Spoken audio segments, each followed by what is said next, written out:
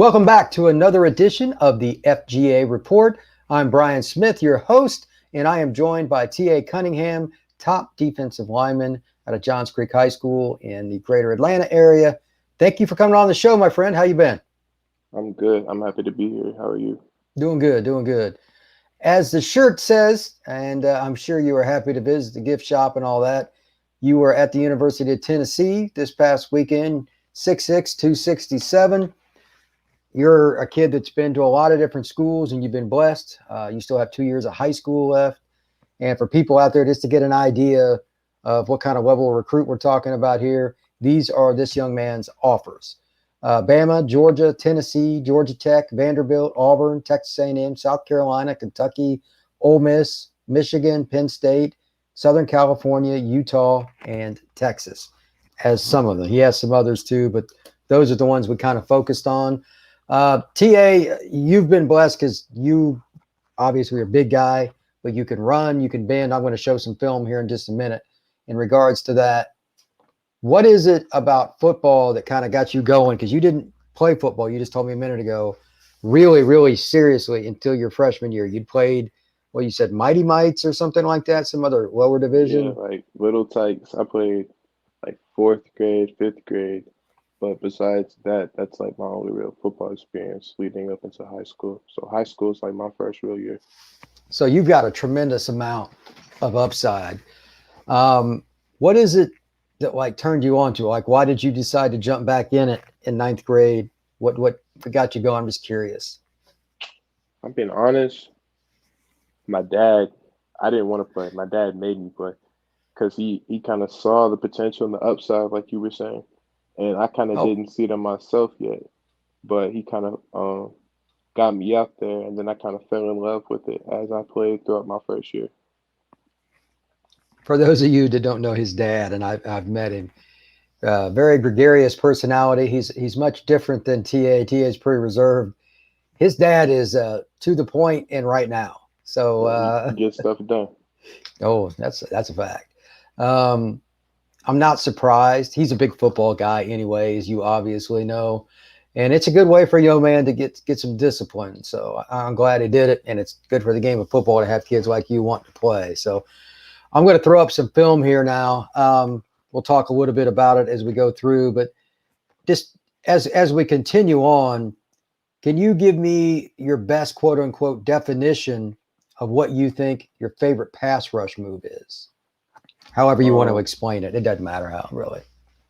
yeah, it'd probably be a side swipe with like either a ghost or a long arm, because the long arm, a lot of people they really don't know how to react to it because it's not like they can really just latch on to me or get hands on me after I long arm them. So it's kind of like my signature move in a sense.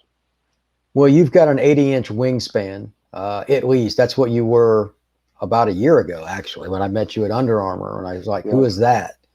So, heck, you might even be longer than that now. Who knows? But so if you get your one arm into somebody's chest, they're in trouble.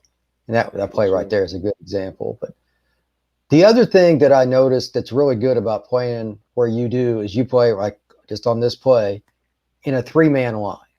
3-3-5 and 3-4 are the defenses that you see a lot of at the NFL level, specialty or first and 10.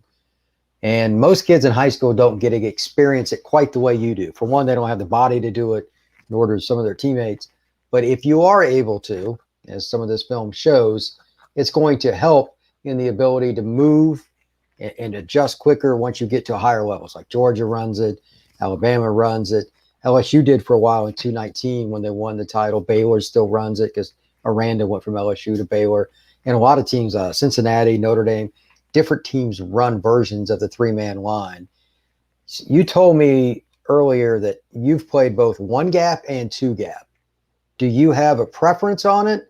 Do you really care? And how do you guys operate it at your high school? Um, at my high school, it's kind of just on the fly. Like I played D and I played kind of C gap. I played B gap too, but if I had to choose a favorite, it'd be C gap. I'm more of a pass rushing, edge rushing type of guy. But if I got to get the job done inside, then I can switch to that too. So do you guys like traditional ever two gap where you just two arm and look like that? That's kind of what Georgia's base defense is like when they were playing a normal opponent. Alabama doesn't count. Do you guys ever do that, or do they ever really ask you to do that? Yeah, that's kind of our base defense, if you'd say. But we run a lot of stunts, like a lot of the time. So for the most part, we're not in our base defense. But for the base, that's kind of how it operates. Well, so many teams go into the spread, it's hard to be in a base defense anymore. It's kind of flipped. Right. The nickel and dime defense is 1st and 10, and your base is 3rd down and 1 when they might actually try to run the ball. Right. So it's pretty interesting. You've been to a lot of different places.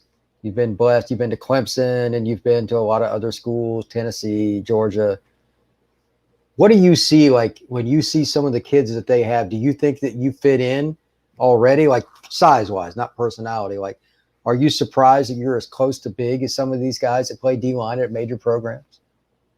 Um, I have to admit, like when I first kind of recognized like my size and my strength and like just actually how big I was, my first real comparison I saw was like it was like NFL almost. Like I was the size of almost like an NFL defensive end. And It's when I true. saw that, I realized I was like, I have an opportunity to like actually play at that level. That's pretty much verbatim what I would have said as well. Some of these plays here kind of give an example of why. And these are a few of the things that, and I've seen your film numerous times, but these are some of the things that caught my attention. Guys at your size don't have a first step explosion like you do. And most guys your size don't stop and start. You still need to work on flexibility and being more explosive and all that, as every sophomore should. Right. It's almost 270 pounds. But that right there, the speed for a kid your size is pretty darn unusual. Did you ever like run track or do anything else, or has it always just been football? I played basketball all the way up until that point. Ah, Yeah, so I've always kind of been a basketball kid leading up until high school, and then I kind of got my football wave. But besides basketball, it's really just God given. well, that's good. That's good. There's a lot to be said for basketball. I'm from the state of Indiana originally. And if you can shuffle your feet laterally and stay in front of somebody, that is a very, very accomplished skill because it's not easy.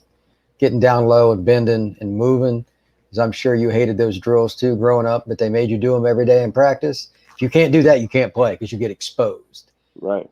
So it's the same thing when you're taking on a defense or an offensive player that's running down the line like a quarterback or running back, and they can juke you. You got to stay balanced. You got to have a good core, and you got to be ready to make a football move. And it's very similar to being a defensive guard or something like that out on the perimeter. So, but you're Yeah. 267 trying to do that. So, Okay.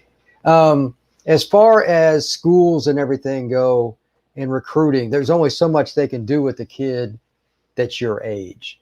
But what is it that you're going to try to do this spring and this summer? Like, are you planning anything out with your pops? So, like, you guys going on any visits, or what's the plan? Um, Me and a family friend and my dad, Coach Charles Story, will probably try and hit up eventually because he's actually from the state of Texas.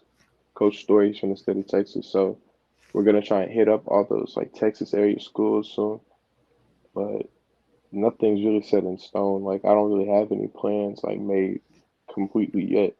But towards like spring, towards like the start of summer, we'll try and figure that out. That's kind of what I figured. Most kids that I've spoken with don't have much of a thought process on that yet, and that's understandable. It's a little early, but I didn't Yes, know. sir. Like your dad's a planner, so I wondered if he already had something kind of set. Um, Recruiting, I'm sure, is a little bit overwhelming, especially for a kid that didn't even know he was going to play football a little less than 2 years ago, literally. Are you surprised? Like, you know, you keep getting offers. Like you got TCU today, didn't you, or something like Yes, that? sir. I mean, you're a Georgia kid. I mean, TCU offered you. That's random. They're in Dallas area. I think it's in Fort Worth, but right next to Dallas.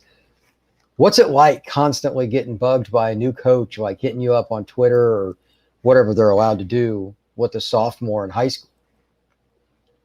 Um, Maybe at first it was kind of overwhelming at first, but then again, that's kind of when I give credit to my dad and Coach Story, who I was talking about before.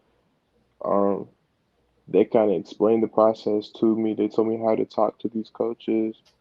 They kind of told me what to look for in a coach and look for in people like that, and look for in the school too. So I feel like they kind of taught me. So now it's really nothing like the actual offers and getting the offers. It's nothing but a blessing from God. Like I'm thankful for all of it. But the Absolutely. overwhelming asset, like the overwhelming part of it, it's not really factor anymore. Well, that's good because there's only so much that a kid like you should be expected to understand. So allowing them to help you is really important. There are a lot of kids that would let this go to their head and they wouldn't pay attention to what the adults in their room are trying to say. So I know your dad raised you better than that, but still a lot of kids would stray. but Yeah, I don't really try to get into the flashy stuff. Like I'm number 7 in the country, then like number 1 in my position. But I'd hear it more from other people than I would myself. Like I kind of let other people do the talking, and I just do the work, and then people kind of talk for me. So I really don't have to say much. Well, that's okay. You have the scholarship offers, you have the mentality. Obviously, you have the frame to continue to get scholarship offers. Yes, sir. Um, I mean, there's really nothing that you can't accomplish at this point. So I'm looking forward to seeing you again at Under Armour. I know it's probably going to be right down the road at the same high school it was last year. So it's maybe 15 minutes from your house or something like that. I don't know, maybe 20. But Denmark, I believe it was last year. So Right. uh, Under Armour Atlanta is my favorite event of the year because it has so many kids from all over. And this year there's an added bonus. Orlando is not having an Under Armour, which a lot of Central and South Georgia kids come to. It's just going to be Miami. So some of those kids are going to come. I mean, your group will be as good a group as there's ever been. Literally, Right. this coming up, it ought to be a pretty fun year to check it out. So stay on here with me, but it's going to wrap this up. But hey, everybody, make sure you like and subscribe. Hit that button. I'm going to have a lot of other people on the show, and I'll eventually have TA on again. He's got 2 more years of high school, unfortunately, for the teams in the North Atlanta 2 area. more. That's right, 2 more years. So everybody, be careful, be safe, and I will talk to you soon. Thank you for coming on and checking out the FGA report.